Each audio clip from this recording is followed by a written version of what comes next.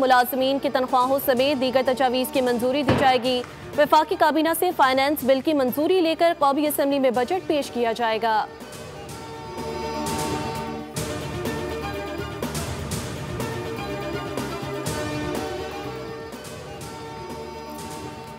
$7,600 अरब रुपए का बजट आज पेश किया जाएगा। नए माली साल के लिए तकरीबन 17,600 अरब की तजवीज़ रखी गई है।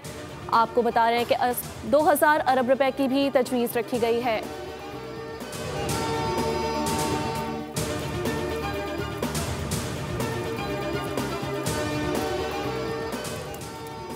कौमी असम्बली का बजट इजलास आज शाम 5 बजे होगा। स्पीकर एयाज सादी की ज़ेर सदारत इजलास की सदारत की जाएगी। वफाकी बजट वज़ीर ख़जाना मोहम्मद औरंगज़ेब पेश करेंगे।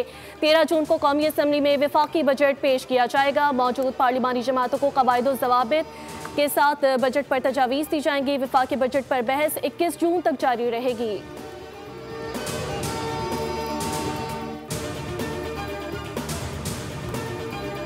आइंदा माली साल 2025-26 के वफाकी बजट के अहम निकात पोल न्यूज़ ने हासिल कर लिए। कर्ज़ों पर सूद की अदायगी के लिए 8,207 अरब रुपए मख्तस किए जाएंगे।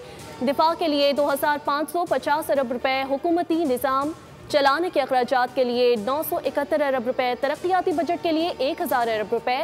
FBR टैक्स वसूली का हदफ 14,131 अरब रुपए रखने की तजवीज़ है।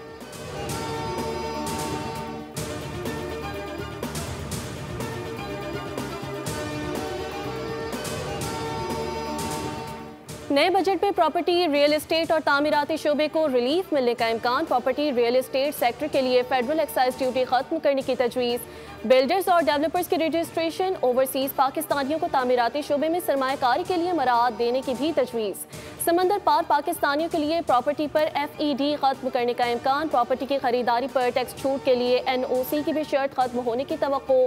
प्रॉपर्टी की खरीदारी पर लेट और नॉन फाइलर्स के लिए एक्साइज ड्यूटी में रद्दोबदल की तजवीज़ है। आइंदा माली साल के बजट में मुतादिद अशिया पर एक्साइज ड्यूटी लगाए जाने का इम्कान। Frozen food, chips, cold drinks, noodles, ice cream पर एक्साइज ड्यूटी लगाने की तजवीज़। आइंदा माली साल के बजट में बिस्किट्स पर भी एक्साइज ड्यूटी की तजवीज़। फ्रोजन गोश्त, तैयार शुदा खुराक पर भी 5% एक्साइज ड्यूटी की तजवीज़। आइंदा माली साल के लिए कई प्रोसेस्ड अशिया पर भी एक्साइज ड्यूटी लगाने की तजवीज़ है। ई कॉमर्स पर 18% सेल्स टैक्स लगाने की तजवीज़ दी गई। हुकूमत का बजट में पुरानी गाड़ियां सस्ती करने पर गौर। IMF को पुरानी गाड़ियों की दरामद पर टैक्सेस कम करने की तजवीज़ दी गई।